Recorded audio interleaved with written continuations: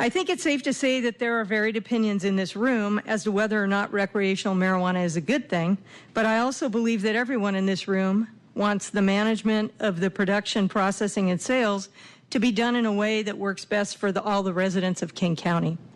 I've shared my concerns here during other meetings about the many known problems associated with industrial marijuana production in residential areas. There's no need to repeat them. This is a very important issue for me and for my neighbors and many other residents of rural King County. Many concerned citizens could not be here today because they're working or they have family issues to deal with. Since the moratorium, you've heard comments from many rural residents about the impacts of marijuana production and processing in the residential rural areas. However, we have yet to hear anyone at any of these meetings make any claim that it will be wonderful for the neighborhood when marijuana production comes to their street. No one has told us that it will enhance the rural character of our neighborhoods. No one has said it will be good for our local elk herd or the eagles, or that the chemical runoff is going to be beneficial to the nearby streams. No one has said that the stench will make our summer family barbecues so much more enjoyable. The reason no one's made these claims is because industrial marijuana production is just not compatible with rural residential neighborhoods. It should be confined to the appropriate industrial and business zones. On behalf of my family and my neighbors who could not be here today, I ask you to please ban industrial production and processing of marijuana in the RA zones and preserve King County's rural character. And I thank you again for your careful consideration of these issues. Thank you to the Council and the Committee for your continued efforts regarding the marijuana growing and processing activity in rural residential communities and neighborhoods in King County. As I have already testified many times about the many concerns and risks regarding these activities in our neighborhoods, today I am going to speak to the conditional use permits. These are excerpts from King County's description of a conditional use permit and its purpose.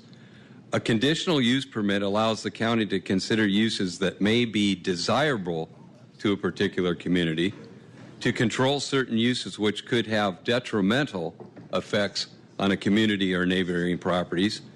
A conditionally permitted use on a specific property is subject to conditions that ensure compatibility with nearby land uses, and the burden is on the applicant to provide adequate justification supporting a conditional use permit request. I have not missed a meeting, and my neighbors and other county residents and myself have provided comments and testimonies at every one. We have not had any growers or processors provide testimony as to how these operations are desirable, compatible, provide any benefits to our neighborhoods, or have no detrimental effects to our communities or neighborhoods. What we have witnessed in our neighborhood is an unwillingness or inability by the county and other agencies to administer or enforce any requirements. Please consider all this information as you make decisions critical to our quality of life, land values, and our safety. Thank you very much. Good morning, ladies and gentlemen of the County Council. I appreciate your participation in this issue and your presence today. There is a lot of data. I have condensed it down to this, but there is a lot of data, and you folks know it as well. I want to talk about personal issues on my behalf. Number one would be industrial activity in a residential community. Number two would be money. And number three would be due process. I'll start with number three. I had no idea this activity was even proposed in my neighborhood. Where and when were the hearings required by King County?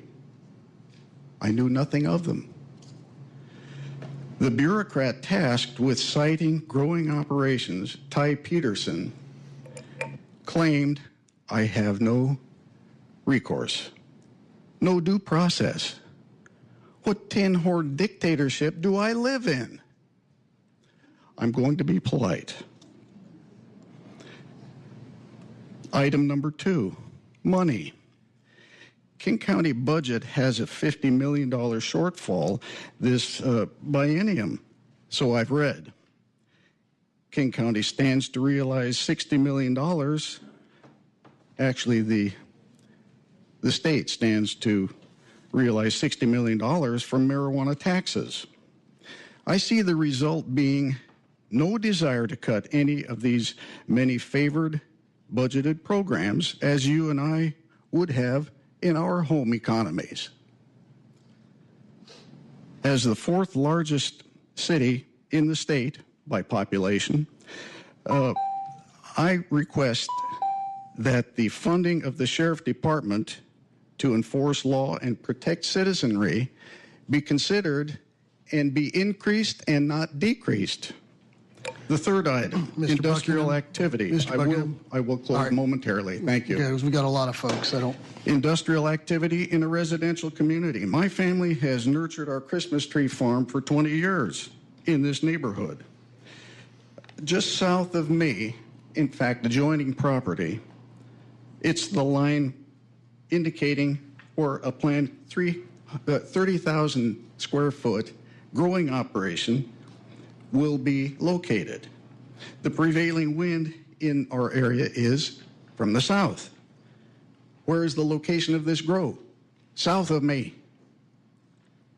The 20-some residents in my immediate I'm sorry, neighborhood Mr. Buckingham, at this point, help. I got to have you wrap up because. Yeah, thank you. And I wanted to thank Chair Dembowski and Liz for stopping by our road last week. We were so impressed with that. And I know they also went out and visited Chris, a homeowner who's dealing with the immediate effects of this with the grow. She'll speak to that. I'm I have an active Washington State RN license. I've had a lot of experience in home health, public health. Currently, I'm a practicing fertility care practitioner. My husband and I have raised 7 children on our property we've been there 20 plus years in on 208th. I'm really concerned about the health issues with these grows. We have one, as Ted mentioned, on our road. There are 15 residences on this about 0.7 of a mile stretch. Right across the road from this proposed 2,000 square foot greenhouse, which is almost as large as our Rambler house that's proposed to go up, there's a school bus stop. My neighbor Ashley has children 8, 6, and 2 that wait for the bus there. There's children on either side, homes quite close. There's an article that you can access online called Legal Marijuana Grows, Growing a Problem, by a forensic industrial hygienist. I really recommend, if you want to find out a little bit more about what's going on inside these grows, not just the ones in greenhouses, but the ones in homes, the illegal ones, it's horrible and it's really dramatically harmful on your health. And the woman who spoke, some people could really be thrown into an inflammatory reaction, or I just can't tell you from a health perspective how problematic it is. And we don't have from my understanding, we don't have the personnel or possibility to keep an eye on these. I'm running out of time. So much has been said. I just say, in conclusion, marijuana production and processing is an industrial activity. It's not compatible with or appropriate for our residential locations, rural or urban.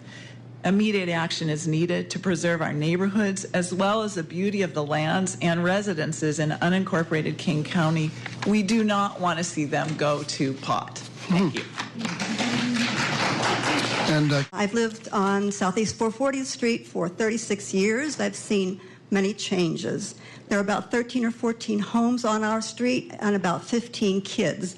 The kids ride their bikes, we run, we walk, we exercise, we live in the out of doors.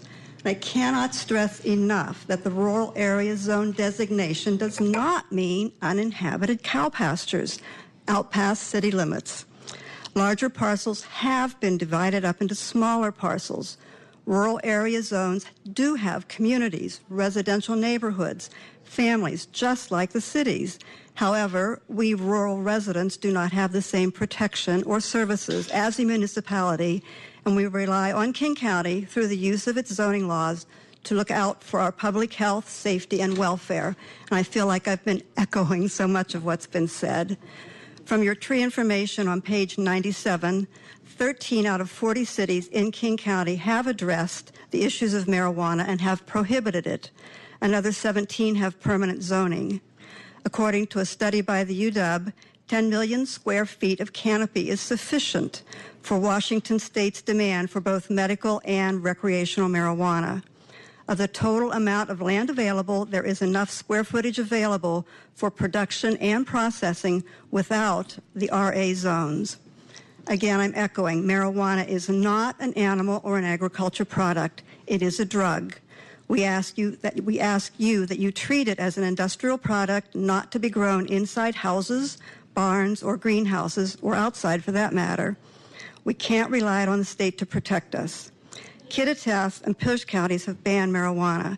We need you to do this. And so far, we don't see too much help from the King County Council prohibiting marijuana from our rural areas. If you can't come to a conclusion on banning, please extend the moratorium. Thank you. Enumclaw Plateau resident and retired firefighter. 2 issues. First, commercial grow operations are being approved by the LCB at single-family residences on septic systems. Does King County take any consideration of this when granting a permit?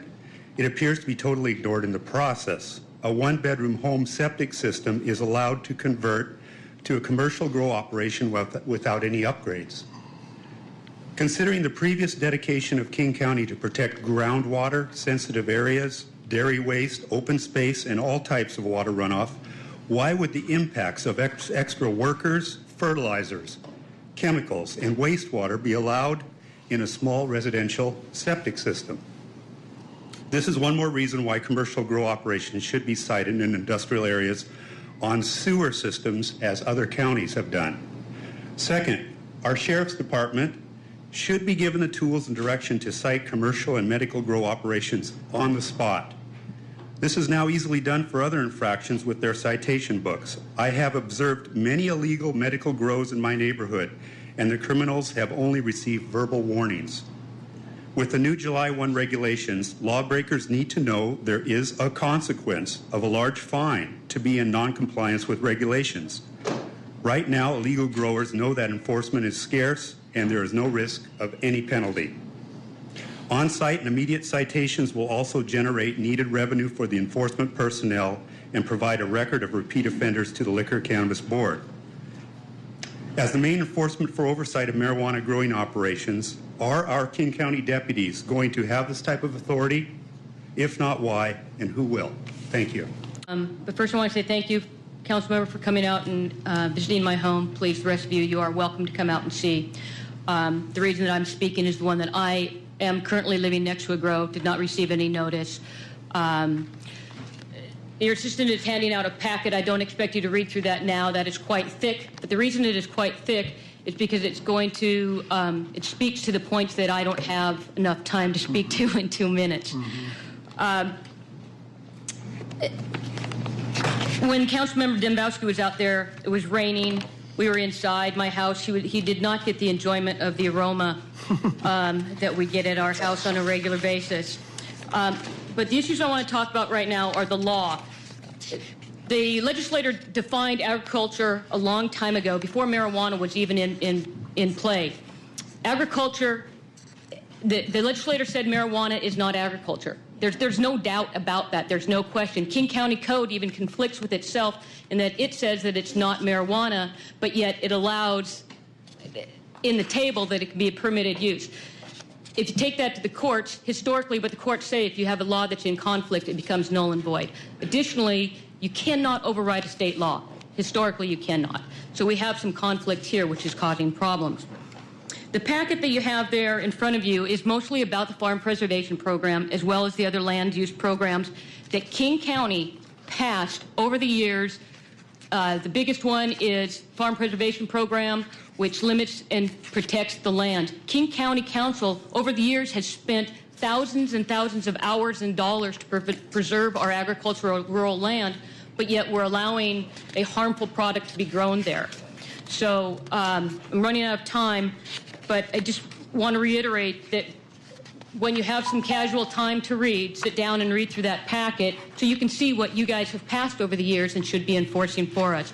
I want to close with saying the biggest aspect here is I think that we are all very heartbroken over the potential loss of our homes and our future.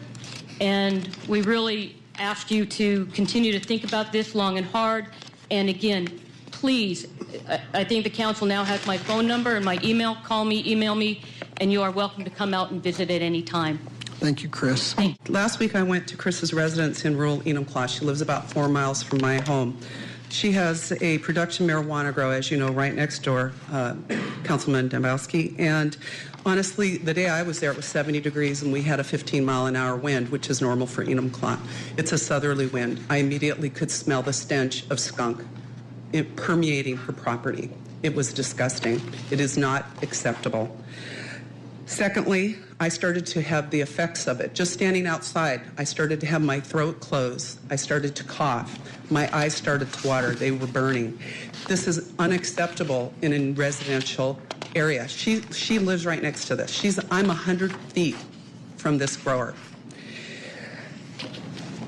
I could hear the fans in the background, which is a constant humming noise. I experienced within that period of time a typical reaction that many people have when they're near smokers and marijuana. It's an unhealthy atmosphere, to say the least. This is not compatible with nearby residences, as I've said. And how did this happen? This is a consequence of a lack of a county business license and adequate zoning for these marijuana growers at the onset of these regulations. This location is near a stream and could have already negative impacts on the waterway because King County did not even know nor plan appropriately on how to protect this area. This grow was given a liquor and cannabis board license before the Clean Air Agency.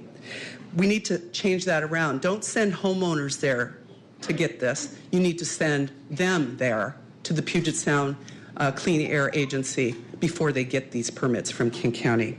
I also want to end with the fact that we had community meetings out in Hobart and Enumclaw, and the sheriff apologized to us for how King County has handled this. You need to do more than apologize. You need to fix this. Thank you. Thank you. The residential density is often more like a suburban area. Even where 10 and 35-acre parcels exist, the homes are often near the county road and near the property line, so that creates the problem of proximity to the noxious odors, which is the #1 complaint of the neighbors. The staff report supporting Ordinance 254, which you are considering today, appears to dismiss the odor problem as the responsibility of the Puget Sound Clean Air Agency, and it suggests King County not get in the odor regulation business. Well, we're not asking for that. However, the Clean Air Agency has no solution for the impact of odor on neighboring residences. It cannot stop it at the property line, and that's why we ask you to not allow it in our neighborhoods. Allowing these businesses in our rural residential neighborhoods has been a huge mistake. Neighbors in close proximities are suffering irreparable damage to their quality of life and most likely property values. Most other jurisdictions do not allow producers and processors in rural residential areas. These businesses have industrial impacts. They need to be sited only in commercial and industrial areas, not in our residential areas. They don't need acreage, they need warehouses. So we ask you to correct this problem. Mr. Carlson, I've got 30 folks signed up, and we do need to legislate at some point. Okay, thank you very much. I live in Redmond Ridge, and I represent many, many concerned parents who could not be here because today is the first day of summer vacation, and they couldn't leave their children. And that is the big concern in Redmond Ridge, is we have so many children in this area, and the 1,000-foot buffer is not big enough. Please don't reduce it. We fought hard in 2013 to bring it to your attention that it's not a good place for marijuana, and now to have that 1,000-foot buffer reduced would be catastrophic, and we would be facing what many of these people that you're talking about, the impact on children is just marijuana may be legal, but it is not socially responsible to have it anywhere near our schools and our homes. Please do not allow this buffer to be reduced. If anything, consider increasing it. We are grateful for the time that you've spent, and especially appreciate the fact that you came out and had a meeting out at Evergreen Middle School. That was so appreciated. So it was a lot easier for people to make it. But we are very concerned that there is still, even though we fought this a few years ago, there's still being activity that they're trying to put it there and then legislate you to get you to legislate to make it legal. The fact that they have continued preparing to have a growing facility there is very disturbing, and we are very concerned about this issue. Thank you for your consideration. I know some other folks are here, it looks like from the Redmond area. I want to be clear that as chair, and I don't always know what all the amendments are, but I don't believe there's any proposal to change a 1,000-foot setback. So I think the city of Redmond was doing some work on that, but this body is not, to my knowledge, contemplating. So if you're going to testify, you're welcome to, but just please be aware, I'm not aware of any proposals here to reduce the setbacks. Councilmember Balducci and I were chatting. We thought it'd be worth mentioning that, but go ahead, ma'am. Redmond Ridge area is a very densely populated area with many schools, after-school daycares, and after-school cares and daycares and restaurants and grocery stores. I know by law we're not considered a residential area, but in fact we are a densely populated area. So please don't reduce the buffer. Please don't put any marijuana processing facility close to our home. I'm Tori Johnson. I'm a realtor with John L. Scott, and I'm actually here on behalf of real estate agents and wanted to discuss the impact on housing values surrounding these grow operations. We've also had a personal experience with shutting down one, thanks to the courts here, not thanks to the council or any other rules. But so as a licensed broker for the last 23 years, in my professional opinion, the value of the homes of the grow operations that are surrounding these areas will diminish significantly. The hard facts of the operations are the smell like skunks. They require major security measures with lights, fences, and cameras. They require significant police availability, include significant amounts of cash on property due to vast majority of banks refusing deposits. They require public road access, and they have a fear of increased criminal activity, which can be argued over the recent months that it is a fear, but possibly it is a reality. And there are also many other facts that I haven't listed here, but currently when a seller has a home for sale, they have to disclose noxious odors of farm animals. I am sure that the disclosure is going to change in the future to include pot growing. When a buyer comes along and buys a house and they're not told that there's a grow operation right next door, they buy the house, I guarantee you that seller's going to get sued for non-disclosure. Whether they win or not, I don't know. But that's going to happen in the future as far as what I can see from a real estate standpoint. You're also diminishing the fact that future buyers are not going to want to buy in those neighborhoods. Redmond Ridge is a huge area for Microsoft buyers. And if there's a waft of skunk smell, I guarantee you we'll not be taking Microsoft people over there to buy, which means the property values are going to go down, the future taxes are going to go down, tax revenues are going to go down. It has a trickle-down effect. I think there are plenty of other areas in our state where grow operations will not affect homeowners in such density. I'm from Redmond Ridge East community, and thank you for giving me this chance to express my deep concern about the idea of allowing, a marijuana facility to be opened in our community. I'm really concerned because I care about the nature. I care about my kids.